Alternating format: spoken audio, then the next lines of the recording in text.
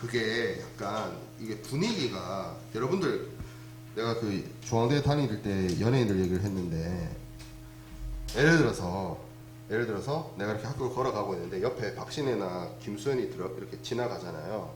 그러면 그게 어떨 것 같아? 가서 사인해달라고 할 것 같아? 근데 분위기가 내가 학교 다닐 때 분위기가 그런 연예인들을 학교에서 봐도 와 유나 사인해주세요 사진 찍어주세요 이렇게 가가지고 유난을 떨기가 되게 민망한 상황 있지. 왜? 그냥 박신혜가 마을버스 타고 내려가지고 그냥 이렇게 걸어가고 있어. 근데 가가지고 내가 사인해달라고 하면 뭔가 이상한 분위기 있죠. 그러니까 누구 하나 가가지고 와 막 이러면서 사진 해주세요 막 달려들어야 나도 가서 사진도 찍고 뭐 사인도 해달라고 얘기할 텐데 다 안 그러는 분위기 있지. 연예인을 봐도 학교에서 연예인을 봐도 그 연예인한테 아는 체 하는 사람도 많이 없고 달려들어서 뭐 해달라는 사람도 없는 학내 분위기. 그래서 소녀시대도 그냥 다녔어. 그냥 그 수영이나 유리가 그냥 걸어 다녔어. 근데 되게 애매해. 나는 고아라랑 내가 학부가 다르잖아. 내가 경영학부고 걔는 연구경영학과고 뭐 그랬는데 내가 8차 학기 있죠. 8차 학기. 대학교 4학년 마지막 학기. 그 전공 수업 많이 안 들어도 되잖아. 그때 교양을 좀 깔았거든. 그래서 교양 수업을 가니까 고아라가 있는 거야. 근데 걔도 수업 듣는데 원오브 댐이야. 아무도 걔에 대해서 뭐 가서 뭐 해달라고 하는 사람이 아무도 없어. 그럼 아무도 못하게 돼. 그런 분위기였어. 아마 그래서 중대가 연예인들이 많이 오는 이유 중에 하나가 분위기가 진짜 그래. 호들갑을 안 떨어. 그게 연예인이 많아서 그런지 뭔가 분위기가 그렇게 잡혀버려서 그런지 그게 되게 신기했어요. 아무도 해품달 찍은 지 1년이 채 안 된 김수현이 옆에서 담배를 피고 있어도 이렇게 쳐다만 보고 아 제가 김수현이구나. 자기 할 일만 해. 담배 피고. 김수현을 내가 여기서 담배 피고 얘가 여기 서 있었거든. 잿더리를 하나 중원에 두고 이렇게 딱 바라봤는데 키는 나랑 비슷해. 내가 79인데 걔가 뭐 프로필상 아마 내 키랑 비슷할 거야. 내 눈을 마주쳤으니까. 근데 뭐가 다른 줄 알아요? 얼굴이 한 그러니까 내가 여기 서 있고 잿더리가 여기 있고 내가 담배 피고 얘가 여기 서 있었거든. 이렇게 해서 눈이 딱 마주쳤어. 근데 딱 느낌이 나는 테란 얘는 프로토스 같은 거야. 무슨 얘기인지 알아? 종족이 다른 것 같아.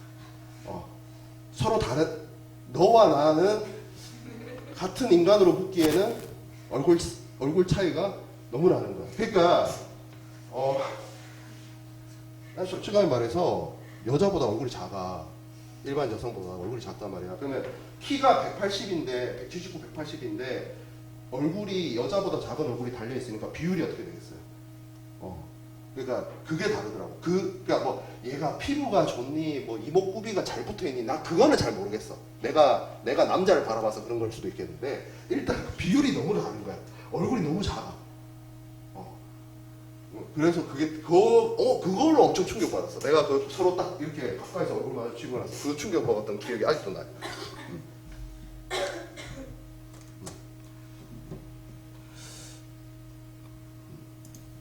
이거 왜 계양은 강의자를 다운받았지? 하도 강의를 이것저것 많이 하니까. 그래요. 어디 가서 들을 수 없는 김수현이랑 같이 담배 피냐.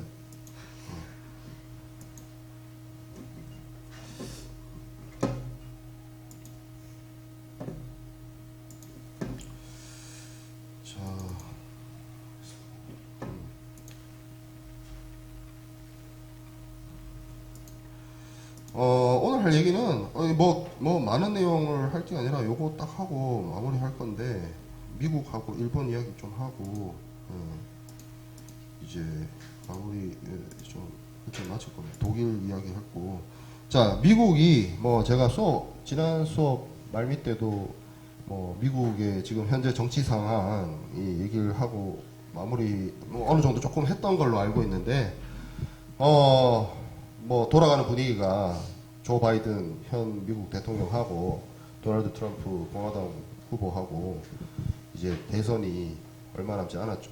예, 그 두 분 다 80대, 70대, 80대, 우리나라 나이, 한국 나이로 한 80대 되는 노인 둘이서 리턴 매치를 하는 그런 상을 이제 마주하고 있는데 뭐 모르겠습니다. 어떤 결과 초래할지. 그렇죠. 자, 그래서 참 이게 참 뭐가 맞고 뭐가 나쁜 건지 모르겠는데 미국에 제가 그런 얘기를 했어요. 뭐 미국의 공화당이 문제다. 뭐 도널드 트럼프 같은. 근데 있잖아요, 여러분. 그 미국에서 미국 공화당이 배출한 최고의 대통령이 누군지 알아요? 링컨이에요, 링컨. 링컨이 공화당 출신이에요. 그러니까 이게 사람의 문제지 시스템이 문제라는 생각은 들진 않는데 적어도 어떻게 보면 이 선거를 통해서 정해진 임기를 확보하는 이 오늘날 대한민국도 그렇고 미국도 그렇고 그런 어떤 민주주의 국가가 정말 좋은 사람이 오래 못하고 그래서 짧게 하는 게 아쉽다라고 생각해 볼 수 있지만 또 나쁜 대통령이 너무 오래 해먹는 걸 또 막아야 되기 때문에 이게 참 뭐가 맞고 뭐가 틀린지 가치 판단의 영역인 것 같습니다. 자, 그래서 오늘날에 뭐 강대국, 인류 최고 강대국이 된 물론 여기에 이제 중국이 도전을 하고 있죠. 미국의 시작은 식민지에서부터 시작이 됐어요. 영국의 식민지로서 영국에서 이제 넘어간 사람들이 이주민들이 오늘날의 동부, 미국의 동부. 그래서 뭐 거기 이제 메인주라든지 거기 커네티컷, 뭐 매사추세츠, 뉴욕, 펜실베니아, 뭐 버지니아 이쪽에서 이제 거기 이제 그 어떤 이주민 집단을 이루면서 살기 시작을 됐고 거기를 이제 새로운 땅이었고 넓죠. 지금도 미국이 땅이 넓지만 그 영국 사람들이 봤을 때 상대적으로 거기가 뭐 농사짓기도 영국에 비해서 훨씬 나을 것이고 뭐 땅의 규모나 이런 것도 또 훨씬 영국 자기들 나라에 비하면 훨씬 좋죠. 훨씬 좋은 그런 기후 조건이기 때문에 이제 거기서 이제 대농장을 짓고 이제 개척을 하게 됩니다. 그래서 일종의 그 이주민들이 쉽게 말하면 집도 절도 없는 사람들이 그냥 뭐 한번 삶의 새로운 기회와 도전을 향해서 그 대서양 바다를 건너갔다라고 보면 됩니다. 여러분들 지금도 자기가 평생 살던 어떤 고향이라든지 터전이라든지 그런 것들을 다 내려놓고 이역만리로 떠나는 게 지금 오늘날에도 쉬운 일은 아니에요. 여러분들 갑자기 다른 나라로 뭐 비행기 타고 한 10시간 이상 가야 되는 나라로 이민 간다라고 생각을 해보세요. 지금도 깝깝하죠. 뭐 어떻게, 좋을 수는 있지. 그냥 생각만 하면, 내가 새로운 나라 가서 산다라는 게 좋을 수는 있습니다. 근데 그런 어떤 새로운 환경이나 이런 거에 내가 적응을 하고, 거기서 내가 무엇을 해가면서 생계를 꾸려나갈 것인가, 그런 것들을 생각해보면 되게 쉽지 않은 그런 결정이고, 어려운 과정이거든. 근데 이 시기 사람들 생각해보면, 대서양을 지금처럼 비행기로 지금 여러분들 제가 여기 미국의 독립시기 얘기하고 있는데 여기서부터 거의 최소한 150년 뒤에 비행기가 나오고 그 비행기도 상용화 되려면 한 200년 더 있어야 상용화돼요. 그러면 미국이 독립하고 한 200여 년간은 유럽과 미국을 오고 가는 건 배밖에 없어. 배 타고 한 달 가. 한 달 동안 배 타고 대서양 건너가가지고 삶의 새로운 터전을 마련하고 거기서 내가 생계의 수단을 마련한다. 쉬운 일은 아니었을 겁니다. 이 사람들 이 정도로 내가 도전을 할 거면 진짜 집도 절도 없는 사람들이 갔을 거야. 집도 절도 없는 사람들이 가서 여기에 이제 식민지 정부나 식민지 커뮤니티가 있는데 이 사람들한테 이제 새로운 땅을 분양을 받아서 소장농부터 시작하는 거죠. 자기 땅 일구는 소장농부터 남의 땅 일구는 소장농 아니면 자장농, 자기 땅 일구는 자장농으로 출발을 했고 이제 좀 그게 이제 시간이 지나면서 농장의 규모가 커지고 하면서 이제 본격적으로 아프리카 대륙에서 이제 흑인 노예, 아프리칸 아메리칸이라고 하는 사람들이 이 시기에 뭐 IT나 이런 데서부터 시작해서 넘어오게 되죠. 그 사람들을 이용을 해서 여러분들 알고 있는 오늘날에도 거기가 되게 뭐라고 해야 될까 인종차별적이고 약간 미국으로 치면 완전 그 깡촌 뭐 말도 안 통하는 깡촌 이미지가 있죠. 미국 지금 동남부에 레드넥이라고 하는 그 주, 공화당 골수표가 나오는 그 지역이 있어요. 그 루이지애나, 조지아, 그 플로리다 위에 그쪽 지역 사우스캐롤라이나, 로스캐롤라이나 뭐 그 지역 있죠. 예, 거기에 지역에 이제 그쪽은 상대적으로 미국 북동부 지금 미국 영국 사람들이 처음 넘어온 지역보다 조지아라든지 뭐 루이지애나 이쪽은 기후가 더 좋았기 때문에 땅이나 농사 지을 수 있는 환경은 훨씬 더 좋았어요. 예, 그래서 거기에서 이제 아프리카 흑인 노예, 아프리카 출신 노예를 이용한 플랜테이션 농업이 발달을 하게 되었습니다. 그러다 보니까 이 사람들이 이제 사람들이 많이 넘어가다 보니까 이 사람들이 기본적으로 뭐 노예들도 있지만 자유인들이 많고 그 자유인들이 다 영국 출신이다 보니까 기본적으로 영국을 자기의 홈랜드라고 생각을 하던 사람들이 초창기에 있었겠죠. 근데 그것도 여러분들 초창기에나 그렇지. 여러분들 생각해보세요. 한인들도 미국에 가 있는 한인 교포들도 1세대나 1.5세대, 2세대 정도만 한국에 대한 어떤 정체성이 있지. 한 3세대만 넘어가면 한국말 제대로 하는 사람 못 봤거든 나는. 뭔가 문화적 동질성을 못 느껴요. 그러니까 그냥 생긴 건 한국 사람처럼 생겼는데 아니면 한국인 어떤 혼혈, 그 1, 2, 3세대 내려가면서 한국 사람들하고만 결혼하는 게 아니잖아. 뭐, 거기 현지에 있는 뭐 흑인이나 백인하고도 결혼할 수가 있기 때문에 뭐 피부색도 좀 달라지고 결정적으로 이게 이민 세대가 한 3세대, 4세대 가면 문화가 달라져. 일단 언어가 한국 사람이 말하는 거랑 달라. 1세대, 1.5세대는 그래도 뿌리가 여기다 보니까 한국어 표현이나 이런 게 영어보다는 더 나은 사람들인데 3세대, 4세대로 내려가면 여러분 또래죠. 여러분 또래보다 더 젊거나 여러분 또래들 세대로 가면 이 사람들 사용하고 있는 언어가 영어가 더 편할 거야, 그 사람들. 그러면 같은 코리안이지만 우리는 코리안이지만 걔네들은 코리안 아메리칸이죠. 한국계 미국인. 그럼 한국계 미국인이랑 그냥 한국 사람이랑 이게 어떤 문화적 동질성이나 어떤 민족적 정체성이 같으냐? 난 그것도 캐스점하고 생각해요.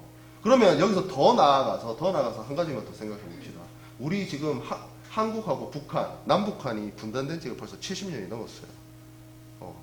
북한 사람들을 여러분들 탈북민들은 혹시 주변에 만나보거나 대화해볼 기회가 있을지 모르겠지만 탈북민들은 그래도 이 비주류이기 때문에 이 사회에 어떻게 보면 이방인으로 들어왔잖아요. 그럼 그분들이 굉장히 노력을 할 겁니다. 이 사회에 적응하기 위해서.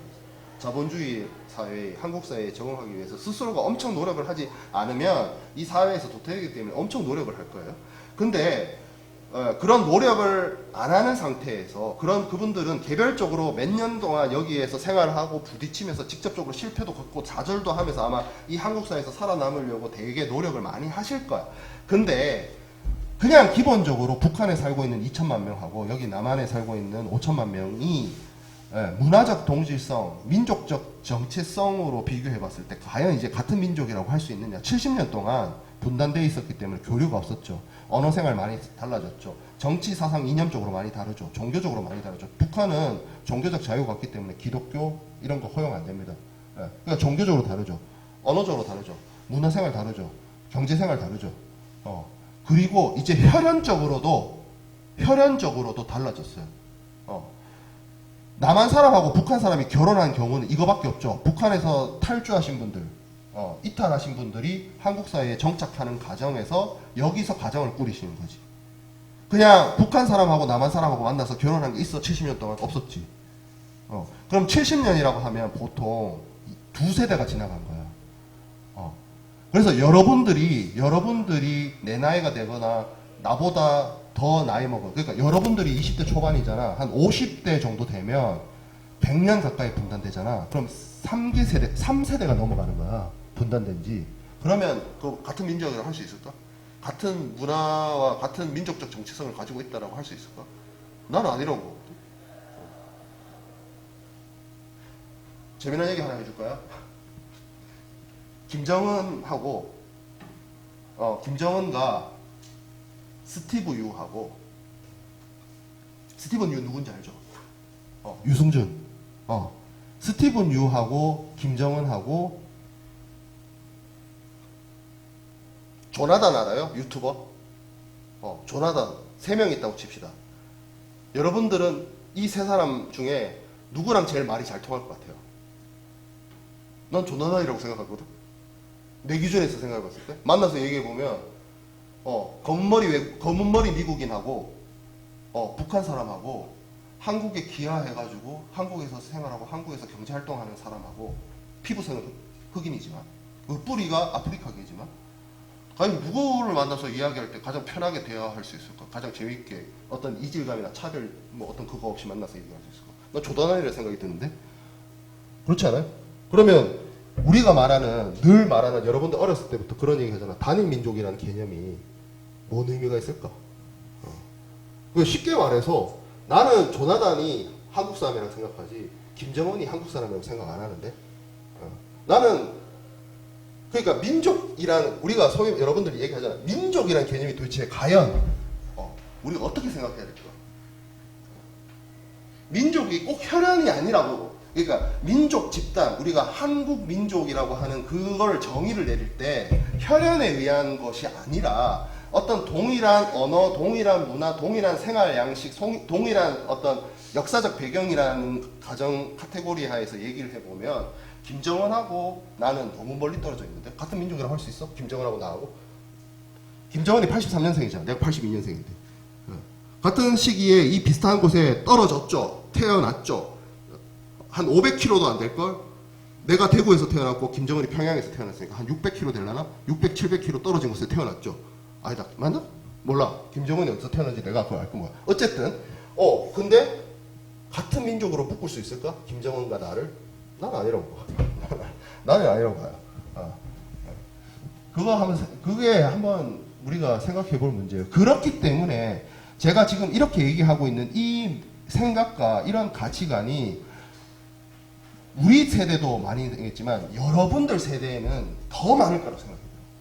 그러면 여러분들 세대에 이런 생각을 가지고 있는 사람들이 더 많아지면 이제 우리의 소원은 통일이 아닐 수도 있어요.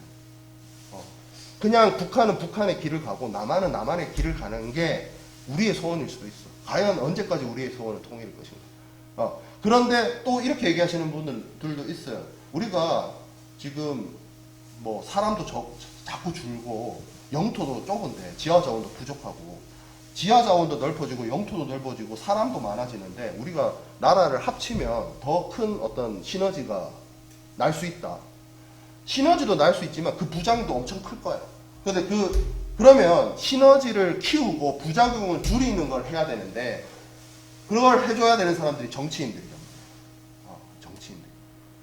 국가의 지도자들이 남한과 북한의 이 떨어진 문화 차이와 어떤 경제적 차이와 어떤 사회 문화적 차이를 좁히고 부작용을 그래서 줄여서 양 국가가 합쳤을 때 어떤 그 시너지 1+1이 2가 아니라 1+1이 3가 될 수 있을 정도의 효과를 만들어내야 우리가 통일이라는 걸 생각을 해볼 수가 있는데 그런 것들을 할 수 있는 국가 지도자가 있느냐? 내가 봤을 때는 없다는 거죠. 어떤 특정 내가 지금 현재 대통령이나 지금 야당 대표를 비난하는 게 아니라 지금 현 국가 대한민국의 리더를 이끌고 있는 지도자들의 수준이라는 게 조 바이든이나 도널드 트럼프보다 낫냐는 거야. 안 낫다고. 그런 걸 해줄 수 있는 사람이 없어. 결국에는 모든 숙제는 여러분들한테 가는 거죠. 여러분들 세대한테. 여러분들 세대한테 가는 거예요. 그죠? 그러니까 나는 그게 너무 이해가 안 돼요. 절대 이해가 안 돼요. 그거를 지금 우리가 여러분들 기성세대들이 해놓고 가든지 뭔가를 단계를 만들어 놓던지 준비를 해 놓던지 아니 통일하면 돈 많이 들 건 뻔하잖아. 그러면 뭔가 돈이라도 좀 마련해 놓든지 시드머니라도 그런 것도 하나도 없잖아 지금. 그러니까 언제까지나 우리의 소원은 통일이 아니라고. 통일이 안 되기를 바라는 상황이 올 수도 있다는 거죠. 그쵸? 이거 제가 여러분들이니까 제가 이렇게 얘기를 하지만 저보다 나이 많은 사람들한테 얘기하면 씨알도 안 먹혀요. 그죠? 왜? 그분들은 수십 년 동안 듣고 자랐어. 뭐를? 우리의 소원은 통일이라. 그분들의 생각과 가치관을 바꿀 수가 없어. 제가 그렇잖아요. 제가 여러분들 20대 초반 여러분들을 대상으로 수업을 하고 강의를 하잖아요. 여러분들은 아직도 배울 게 많고 볼 것도 많고 느낄 것도 많고 경험할 것도 많아요. 근데 제가 여러분들한테 어떤 선입견을 불어일으키거나 어떤 무엇이 절대적으로 맞다는 이야기를 여러분한테 해주려고 하는 건 아니에요. 제가 제 수업을 많이 들어보면 알겠지만 저는 어떤 특정한 어떤 생각이나 사상이나 결정이나 가치관이나 신념이나 이런 것들을 여러분한테 이야기하는 게 아니라 그런 것들을 다양하게 보고 그 중에 나의 생각은 무엇이고 세상 모든 사람들이 99%의 사람들이 모두 다 예스를 외칠 때 나는 노 할 수 있어야 되고 99%의 사람들이 다 노라고 할 때 내가 맞다면 당당하게 나는 예스다라고 할 수 있는 그런 마인드를 가지고 있거든요. 나는 그런 사람이기를 원했고 어렸을 때부터 여러분들도 그런 사람이길 바랍니다. 그게 되게 그냥 뭐 남들이 이렇게 하니까 우리가 거기에 따라가면 좋지 않느냐라고 할 수 있는데 난 그렇게 사는 건 별로 의미가 없을 것 같아. 남들이 다 똑같은데 그게 아니 좋은 거면 따라가지. 근데 좋지 않은 것도 굳이 남들을 따라가지 않아도 되고 남들의 생각을 내 생각으로 그냥 수용하지 않아도 되는 것까지 따라가는 경향이 있단 말이에요. 그게 집단주의예요. 집단주의. 제가 세상에서 제일 싫어하는 게 집단주의. 그래서 제가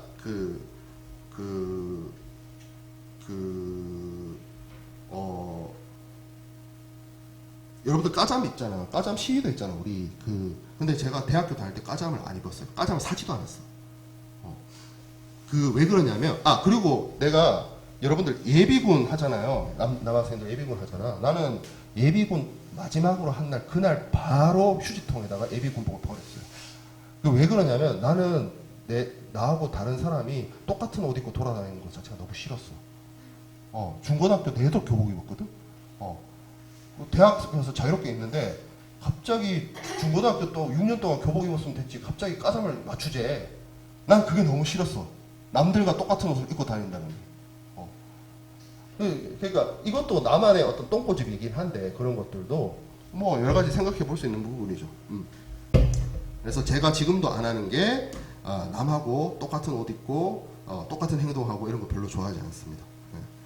어쨌든 그렇다. 자, 미국이 우리 할 얘기는 빨리 해야 되는데 빨리 미국이라도 얘기 다 하고 마쳐야 되는데 녹화해서 자 미국의 좋은 땅덩어리죠. 내가 봤을 때 미국이라는 땅덩어리는 진짜 축복받은 땅이에요. 그거 혹시 문명이라는 게임 알아요? 여기 있는 사람들 중에 여기 여학생들이 많아서 잘 모르겠구나. 아무튼 이거는 진짜 젖과 꿀이 흐르는 땅이에요.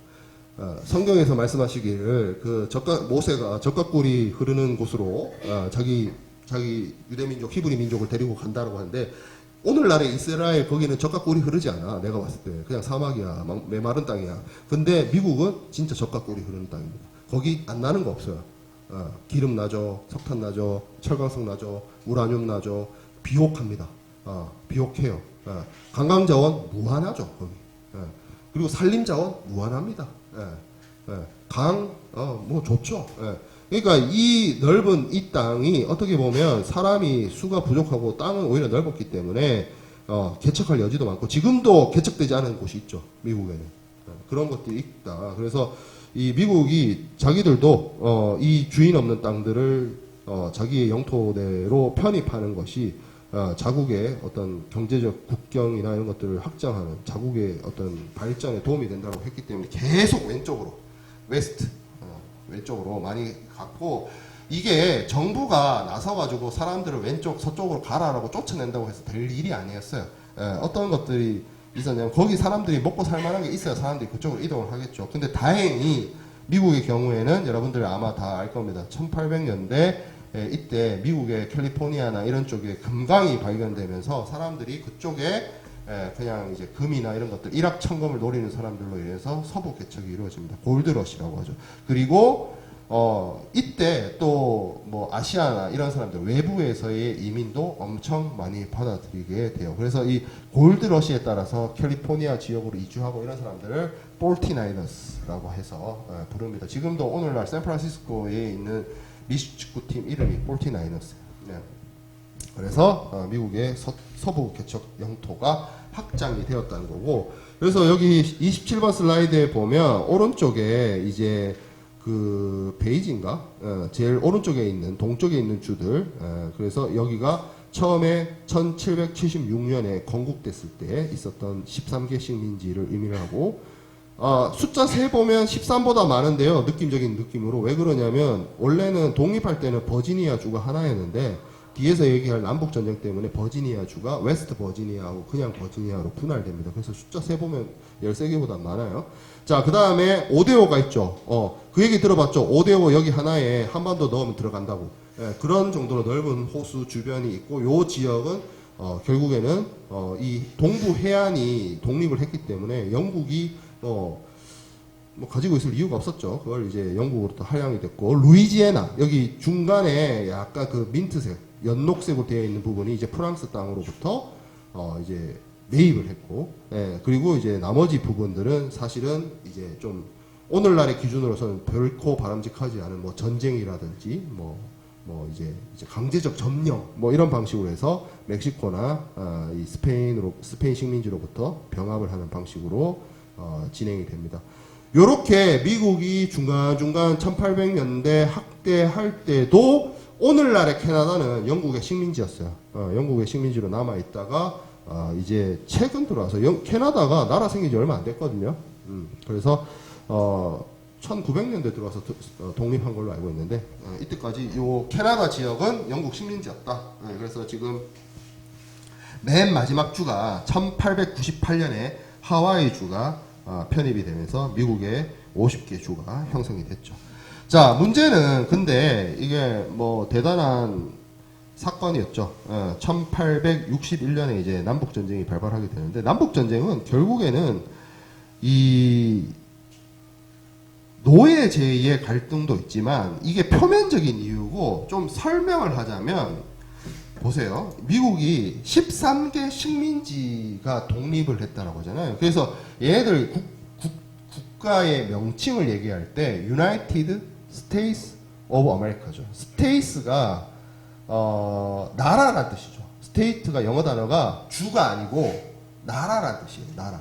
우리는 미국에 있는 50개의 스테이트를 번역을 할 때 주라고 번역하는데, 그 주라고 번역하는 것 자체가 난 좀 잘못됐다고 생각하거든. 50개 국가에, 미국에 있는 50개 국가의 유나이티드야. 미국은 스테이트란 말이. 그래서 주별로 가버너, 주지사가 있고, 주의회가 있고, 주법이 따로 있고, 주방위군도 따로 있어요. 물론 주방위군 전체는 미국의 국방부가 관할하고 통화를 하지만, 얘네들 보면 기본적으로 각각의 스테이트의 특성과 개성과 어떤 독립성이 있잖아요. 그러면 생각해보세요. 13개의 식민지가 각각 독립을 한 게 아니고 똑같이 영국 왕의 압제로부터 벗어났어. 그러면 두 가지 생각이 있을 수 있습니다. 우리가 영국에서 벗어나서 같이 벗어났으니까 이 13개의 식민지를 하나의 가버넌스로 해서 하나의 국가로서 운영을 하자라는 생각이 있을 수 있고, 13개의 식민지가 어쨌든 저기 영국에 있는 왕의 압제에서 벗어났기 때문에 각각 주별로 따로따로 나아가자라는 생각이 있을 수 있어요. 그게 제가 앞에 이야기한 거를 연방주의라고 하고요. 두 번째 얘기한 거를 분리주의라고 해요. 이 연방주의냐 분리주의냐라는 거는 미국 역사의 초창기 미국 정치사의 가장 중요한 흐름이에요. 근데 이제 이게 시간이 지나죠. 이게 시간이 지나면서 결국 어떤 입장으로 가냐면 서서히 연방주의로 갑니다. 연방주의로 가서 이제 뭐 오늘날의 이제 그러니까 이제 민주당의 전신인 민주당, 그리고 뭐 민주공화당 이런 당들이 나오고, 뭐 미국 초기 정치사가 굉장히 복잡해서 오늘 지금 다 얘기를 못 하는데, 그런 흐름 속에서 무슨 문제가 있냐면 미국 북부에 있는 주와 미국 남부에 있는 주의 산업 방식이 다르죠. 여러분들 잘 알다시피, 앞에서도 얘기를 했다시피, 이 북부에 있는 주들은 기후가 영국처럼 좀 춥고, 뭐 기후 자체가 북반구 쪽의 날씨예요. 뉴욕 같은 데만 해도 눈 한 번씩 오면, 여기 막 미국의 뉴스 보면 미국 동북부에 저런데 막 블리자드 불고 뭐 이렇게 해가지고 그렇게 막 따사로운 그런 기운은 아니야. 근데 지금 여기 나와 있는 남부주들, 여기 캐롤라이나, 조지아, 알라바마, 테네시, 미시시피, 루이지애나, 플로리다 이런 데는 엄청 따뜻하고 뭐라고 해야 될까요? 여기 그냥 은퇴한 사람들이, 미국에 은퇴한 사람들이 제일 살고 싶어 하는 데가 플로리다 주라며. 예. 그냥 여기 완전 휴양지고. 분위기가 그렇잖아요. 이 땅이 너무 크니까. 그러면 여기 북부는 아무래도 영국에서 넘어온 그 어떤 역사나 전통이나 흐름이나 문화가 그게 남아있으니까 산업화나 이런 게 공장, 이런 어떤 산업시설, 생산시설 이런 것들이 집중되어 있고, 남부는 땅은 넓으나 그 남부 지역의 주력 산업은 노예를 바탕으로 한 플랜테이션 농업이 될 수밖에 없죠. 기본적으로. 산업 구조가. 그러면 여기서 이제 이런 거죠. 우리가 그러니까 미국이 생겨나는 1700년대, 1800년대에도 인간이 인간을 노예로 부린다는 것 자체가 좀 서양 유럽의 지식인들이 바라봤을 때도 이건 좀 말이 안 된다는 거죠. 왜냐하면 그때도 이미 칸트니 루소니 사회계약론이 이런 이야기들, 계몽주의 사상이 널리 퍼져 있었기 때문에 1700년대 후반만 되면 유럽 사람들 생각에도 인간이 인간을 노예로 부린다? 이게 말이 되냐? 이런 생각이 퍼져 있단 말이야. 근데 그런 생각에 동의하는 사람도 있고 반대하는 사람도 있겠죠. 각자의 생각은 자유니까. 그런데 그런 사람들이 이쪽 미국으로 넘어와가지고 저 남부 지역에 엄청난 대농장을 만들고 노예를 많게는 수백 명, 적게는 수십 명을 부리면서 거기서 경제 활동을 하고 있어. 그러면 이건 뭐예요? 이건 내 자유다. 내 사유재산이다. 사유재산이 중요한지는 우리가 영국의 시민혁명, 명예혁명에서부터 알았잖아. 이 문제를 독립전쟁을 치르고 독립선언을 하고 미국이라는 나라를 만들 때도 결론을 못 내려요. 미국이라는 나라가 노예가 있는 나라가 될 것이냐, 노예가 없는 나라가 될 것이냐에 대해서 결론을 안 내린 상태로 가다가 계속 부딪히죠. 그러면 계속 부딪히면 중앙정부 입장에서는 다른 나라하고의 외교나 다른 나라하고의 무역도 신경을 써야 되고, 예를 들어서 노예를 자꾸 수입을 하고 하는 것 자체가 이게 이제 사람들의 어떤 그 선민의식이나 계몽주의 이런 어떤 그 가치관, 사회적 통념하고도 계속 부딪히는 일이 발생하죠. 자기들은 자기들의 독립선언문에서 모든 인간은 평등하다라고 하는데, 그 평등하던 나라 안에 평등하지 않은 인간이 살고 있는 거잖아. 얼마나 이게 위헌적인 사태야. 그러니까 우리 한국으로 치면 모든 인간은 평등하다라고 하는데 평등하지 않은 인간이 있어. 그 존재 자체가 말이 안 되는 상황이잖아. 위헌적 상황이고. 이 갈등을 해결을 못해요. 거의 한 80여 년 동안, 한 100년 가까이. 예.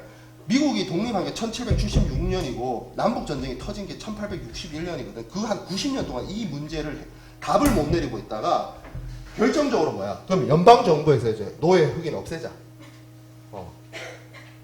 그럼 연방주의자 입장에서 어떻게 해? 연방이 그렇게 결정했으니까 따라가야 되죠. 근데 아까 제가 미국에 어떤 기조가 있다 했어요? 연방주의가 있고 분리 독립주의가 있다고 했죠. 우리 주의 문제는 우리 주가 알아서 결정할게. 이런 사람들이 있는 거야. 그 사람들이 다 어디야? 이 기반 자체가 남부죠, 남부.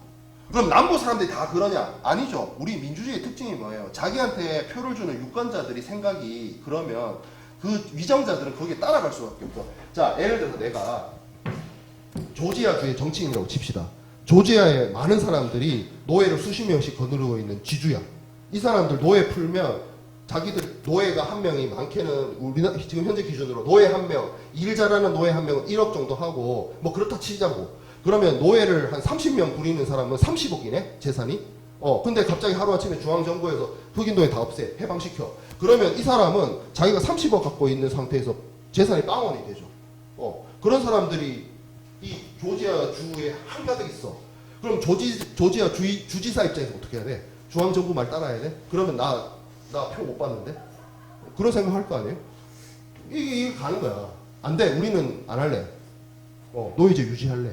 그럼 이 갈등이 이제 쉽게 말해서 이제 정치가 갈등을 해결하고 줄이고 대안을 찾고 해야 되는데 정치가 이 문제를 해결을 못하죠. 그래서 링컨이 이미 대통령이 됐을 때는 돌이킬 수 없는 사람이에요. 돌이킬 수 없는 사람. 그래서 링컨 대통령 취임하자마자 전쟁 터지거든. 그러니까 뭔가 이 갈등의 씨앗을 그 앞에서부터 뭐가 된 거예요? 이게 커져온 거죠. 그러면 사실 링컨보다 링컨 앞에 있었던 대통령, 뭐 뷰캐넌이라든지 그 앞에 있었던 대통령들이 이 갈등을 해결을 했어야 되는데 갈등을 이 사람이 더 키워. 그래서 이 사람이 되자마자 링컨은 이 사람이 원체 뭐 대농장주 출신도 아니고 여러분들 뭐 어렸을 때 링컨 대통령의 전기 같은 거 다 읽어봤을 거예요. 뭐예요? 이 사람 그렇게 부잣집 아들 아니잖아. 일리노이주에 뭐 변변찮아. 뭐 학력도 알죠? 홈스쿨링 했잖아 이 사람. 학력도 변변찮고 배경도 변변찮아. 변호사 겨우 따가지고 선거도 수차례 나가지고 계속 지다가 겨우 된 거야 이 사람 대통령. 겨우 됐는데 이 사람 배경 자체가 어떨 것 같아? 노예 찬성주의가 아니죠. 노예 반대주의자죠. 그러니까 이 남부주의 입장에서는 이 노예제의 문제를 가지고 북부하고 남부하고 민주당하고 공화당하고 계속 트러블이 생기는데 딱 새로 된 대통령이 공화당의 노예제 폐지주의자. 그러면 더 이상 연방정부 밑에 있지 않겠다. 연방정부를 탈퇴하겠다.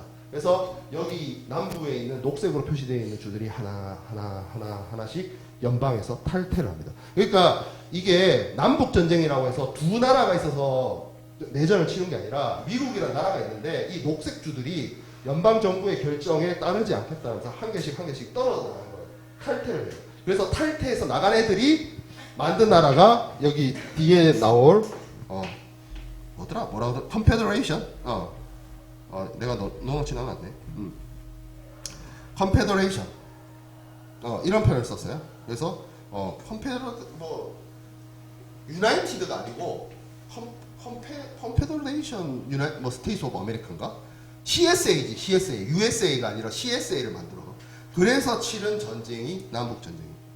결국에는 이 문제를 제가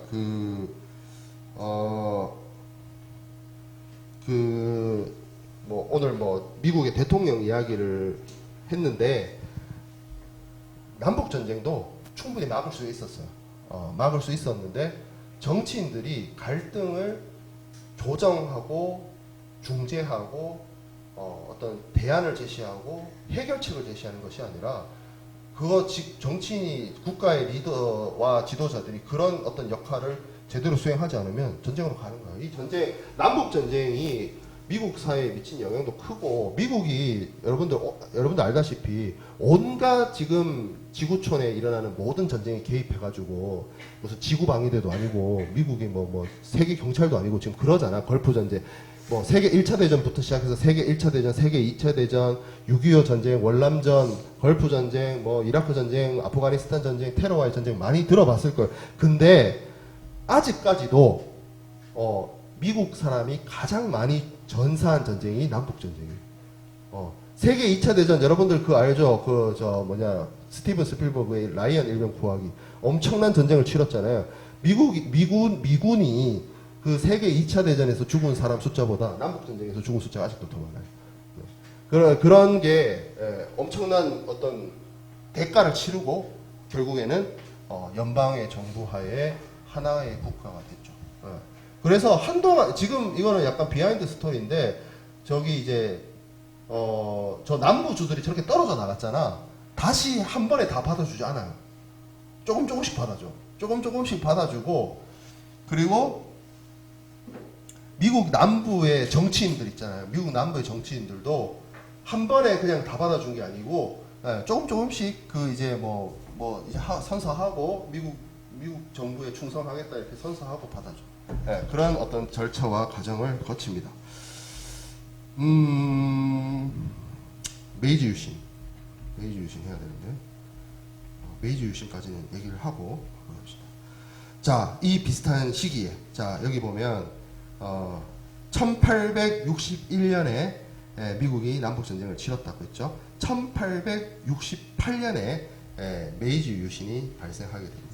1868년에 메이지 유신이 일어나기 직전은 아닌데 무슨 일이 있었냐면 1854년에 제가 그 앞선 시간들에 일본의 그 나가사키에 있는 대지마를 얘기를 했었는데, 대지마는 그게 뭐 조선보다는 그래도 서양 세력이나 서양 문화를 받아들이는 어떤 훌륭한 창구 역할을 했다고 제가 말을 했는데, 대지마를 제외한 나머지 지역은 조선처럼 일본도 세국이에요. 무역할 수 없고요. 외국인이 와서 들어와서 거주할 수도 없고요. 그냥 닫힌 사회였어요. 그냥 이게 풍선에 한 어떤 이게 압력이 너무 높아지면 터지잖아. 그 한 군데 뚫어놓은 게 대지마지, 일본의 전체의 어떤 그 개혁 개방, 시장 개방은 막혀 있는 상태였어요. 그래서 그리고 거래도 일본이 네덜란드하고만 했어. 그러다 보니까 이제 뭐 다른 나라들, 영국이나 미국이나 이런 나라들은 일본하고 이제 거래를 하고 싶은 어떤 생각과 욕심들이 있겠죠. 그래서 미국이 페리 제독이 이제 찾아옵니다. 찾아와서 1854년에 이제 강제적으로 흑선 페리선에 의해서 개방이 되고, 이 사건이 그냥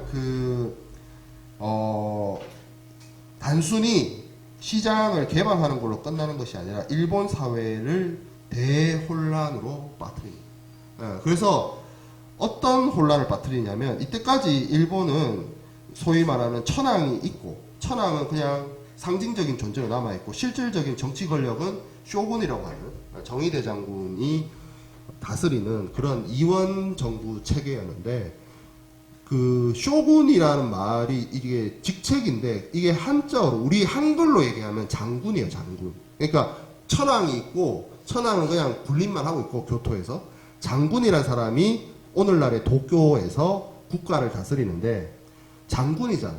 그리고 그냥 장군이 아니고 대장군이거든. 무슨 대장군이냐면 정의 대장군인데, 정의할 때 그 이가 오랑캐 이예요. 그러니까 무슨 얘기냐?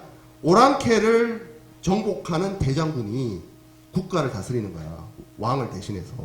왕으로부터 권력을 이양 받았죠. 정의 대장군은 임명됐으니까. 그럼 이 사람이 해야 될 가장 중요한 책무가 뭐야? 장군이니까 외적의 침입으로부터 나라를 지켜야 될 거 아니야. 정의대장. 아니, 나라를 통치하는 건데 장군이라며.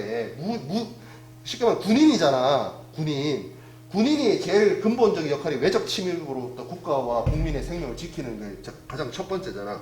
근데 미국에 배가 와가지고 시장을 열으라고 했는데 시장을 열 수밖에 없었네. 그러면 무슨 생각이 들겠어요? 쟤는 왜 있는 거야? 쟤는 왜 저 자리 지키고 있는 거야? 라는 생각이 가장 먼저 들죠. 그리고 서양의 압도적인 앞서가 있는 기술과 군사력을 바라보면 그런 생각이 들 겁니다. 저거를 이용하자는 사람들이 있을 것이고, 저거를 배척하자는 사람들이 나올 거예요. 그래서 대표적으로 이제 존황양이라고 하는 천황을 다시 정치 체제의 중심에 놓고 쇼군 막부를 없애고, 쇼군이 만들어오는 도쿠가와 막부가 만들어오는 기존 정치 체제를 없애자, 갈아엎자, 그런 흐름이 나타나고, 그 결과로 일본사를 보면 소위 알고 있는 뭐 보신 전쟁이라든지 그런 전쟁, 그러니까 일본도 이거를 순탄하게 한 건 아니에요.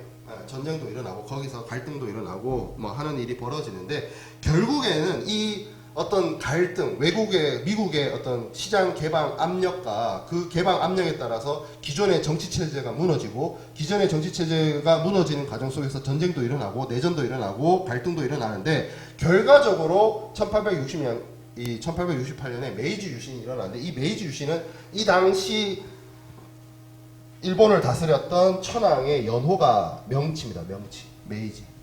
그리고 오늘날 지금 일본 천황이 영화, 뭐 한자어로 영화, 레이와, 일본 말로 레이와라고 하고 한자어가 영한데, 그러니까 이 황제가 다스리면 형식적으로, 내가 뭐 일본이 뭐 황제의 나라라고 생각하는 건 아니고, 형식적으로 황제가 있는 나라는 연호라는 걸 써요. 그 왕의 즉위 연도부터 뭐 몇 년 이런 연호를 쓰는데, 일본의 이 당시에 천황이 사용한 연호가 메이지예요, 메이지. 그래서 1868년에 이때부터 이제 사회적 개혁이 시작이 됩니다. 1868년이면 여러분들 이 당시에 이제 조선은 뭐 하고 있었을까? 조선은 세도 정치하고 있었어요. 세도 정치. 아무튼 자 1868년에 이렇게 해서 메이지 유신이 시작되고 사회적 개혁이 시작이 됩니다. 일본 사람들은 알았어요. 서양의 기술과 문명, 산업이 자신들보다 월등히 앞서 있다는 거죠. 자기 나라의 경제력, 군사력, 기술력, 문화 이게 모두가 서구에 뒤처져 있다는 걸 알았어요. 그러면 어떻게 했냐? 배울 생각을 했습니다. 그래서 배우기 위해서 뭘 하냐? 적극적으로 사람들을 배워올 사람들을 보냅니다. 적극적으로 배워올 사람들을 보내고 그 배워온 지식과 경험을 바탕으로 자기 나라를 서구식으로 근대화하고 산업화하고 공업화하기 위한 노력을 기울여요. 근데 1868년 우리가 지난 제가 사전제작 강의할 때 영국의 산업혁명으로 치면 거의 100년에서 150년 정도 늦었어요. 그럼 늦은 사람 후발주자가 할 수 있는 거는 뭐 해야 빨리 쫓아가야 되잖아. 그럼 빨리 쫓아가기 위해서는 할 수 있는 방법이 그냥 내버려 두면 안 돼요. 시장에 그냥 내버려 둘 수가 없어요. 그래서 일본이 선택한 방법은 극단적으로 정부 주도의 투자, 정부 주도의 개혁, 정부 주도의 기업화, 산업화, 공업화를 시작합니다. 그래서 일본 정부가 1870년대 이럴 때부터 식산흥업, 그러니까 산업을 일으키기 위해서 정부가 개입하는 거예요. 정부가. 그래서 정부가 나서서 뭐 자본을 공급하고 기술을 도입하고 정부가 나서서 철도를 깔고 정부가 나서서 은행을 만들고 정부가 나서서 기업을 만들고 이런 작업들을 해요. 그 결과가 메이지 유신의 결과로 나타났고 일본 사회가 변화하기 시작합니다. 변화하기 시작을 해서 공업화가 이루어집니다. 공업화가. 그래서 기술 도입해가지고 공업화시키고 특히 정부가 했기 때문에 정부에서 사용할 수 있는 정부라고 하는 기관이 국가의 예산을 가지잖아. 그럼 그 막강한 자본을 바탕으로 뭐 사람들 그 어떤 복지나 이런 게 쓰는 게 아니고 그냥 투자하는 거야. 기업에 투자하고 기술 가져오고 산업 일으키고 철도 깔고 공장 만들고 그리고 필요한 경우에는 부족한 자본을 민간에서 또 끌어들이기 위해서 은행을 직접 만들고 중앙은행이나 이런 것들을 만들고 그리고 그렇게 깔아놓은 바탕 아에서 뭔가 산업이 돌아가려면 사람들도 바뀌어야 되죠. 사람들을 바꾸기 위해서 사람들을 교육시킵니다. 그리고 그 바꾼 나라에 바뀌어진 일본의 전통적인 봉건제 시대가 아닌 새로운 시대, 새로운 산업과 새로운 어떤 방식의 새로운 국가에 맞는 새로운 사람들을 만들어내기 위해서 사용한 용어가 국민학교입니다. 국민학교. 제가 국민학교 졸업했거든요. 여러분들 초등학교 졸업했죠. 국민학교의 뜻이 국가의 사람을 만들겠다는 거야. 그 국가는 새로운 나라야. 그래서 국민학교야, 국민학교. 이런 식으로 교육을 통해서 일본을 바꿔나가는 거예요. 그리고 결정적으로 제가 여기 뒤에는 이제 뭐 자유무역이나 뭐 이런 것들에 대해서 이야기를 하다 보니까 내용이 빠졌는데 그러면 제가 일본에 대해서 약간 칭찬 비슷하게 이야기를 했으니까 일본의 저 어떤 경제 성장의 나쁜 점 하나만 더 얘기를 하면 일본은 엄청 운이 좋았어요. 뭐가 운이 좋았냐면 전쟁이 계속 터져. 이렇게 빠른 시간 안에 1868년이었죠. 1868년부터 막 한 20-30년 안에 유럽이 한 100년, 150년 걸린 걸 막 쫓아가거든. 근데 이렇게 산업이 막 생기고 나면 이게 이제 어떤 뭔가 그 산업에서 생산된 물자를 판매해야 되잖아. 그래서 제가 그 얘기 했잖아요. 영국이 산업혁명에 앞서 나갈 수 있었던 게 식민지에서 원재료 가져와서 자기 나라에서 가공을 해가지고 다시 식민지에 파는 거야. 원자재 싸게 들어와서 가공을 해서 팔아 먹으면 그거 다 이득이잖아. 이득. 여기서 이득, 여기서 이득, 여기서 이득. 근데 일본은 식민지가 이때까지만 해도 조선을 합병을 한 상태가 아니기 때문에 식민지가 없었거든? 근데 뭐가 있어? 공교롭게 전쟁이 자꾸 터져. 어떤 전쟁? 여러분들 들어봤을 거예요. 청일전쟁, 러일전쟁, 한일합방, 대만 점령, 중일전쟁, 그 중간에 세계 1차 대전, 세계 2차 대전. 자, 전쟁이 계속 한 10년마다 한 번씩 터져. 러일 전쟁, 그러니까 중일 전쟁이 제일 전쟁이야. 청일 전쟁. 청일 전쟁 있고, 그 다음에 러일 전쟁 있고, 조선 합병하고, 대만 합병하고, 그 다음에 세계 1차 대전 일어나고, 세계 1차 대전 끝나자마자 한 10년 뒤에 또 중일 전쟁이 쳐들어.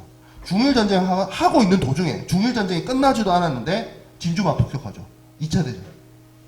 한 10년 동안 계속 전쟁이. 그러니까 전쟁이 뭐가 중요하냐면, 제가 앞에서도 얘기했던 것 같은데, 전쟁을 하면 총력전이에요. 전쟁을 지려고 하는 사람이 없잖아. 전쟁을 이겨야 되잖아. 전쟁을 이기려면 전쟁을 하고 있는 나라는 사람, 물자, 자본을 총동원해. 예. 그러면 자본이랑 사람을 갈아 넣으면 되는 건데, 이 물자 같은 경우는 어떻게 해야 돼요? 그 나라가 생산할 수 있는 모든 물자를 최대한으로 끌어들여서 공장을 돌립니다. 그러면 공장이 잘 돌아가잖아. 그럼 공장이 잘 돌아가면 그 공장에 필요한 사람들이 있죠. 그 일자리가 생겨나죠. 일자리가 생겨나면 그 사람들한테 급여가 가잖아. 그럼 급여가 간 걸로 돈이 풀리죠, 시장에. 경제 성장을 하는 거예요. 그러니까 일본은 메이지 유신을 그 당시에 어떤 위정자들이나 선구자들이 앞서서 서구의 그 어떤 근대화된 모델을 자국으로 빨리 수용한 것도 있지만, 운 좋게 전쟁이 터졌죠. 그러니까 국가 경제가 전쟁 기반으로, 전쟁이 쉽게 말하면 일본 경제를 활성화시키는 거야. 한 번씩.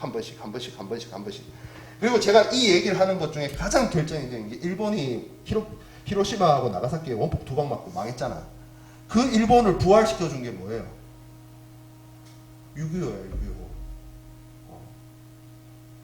김정일이 1950년 6월 25일 날 쳐들어왔잖아요. 좀 다음 달에 이제 6.25가 있는데, 1950년 6월 25일 날 일본은 어떤 상태였냐면, 미국의 군인이 일본을 다스리고 일본의 정치 주권이 없었어요. 쉽게 말하면.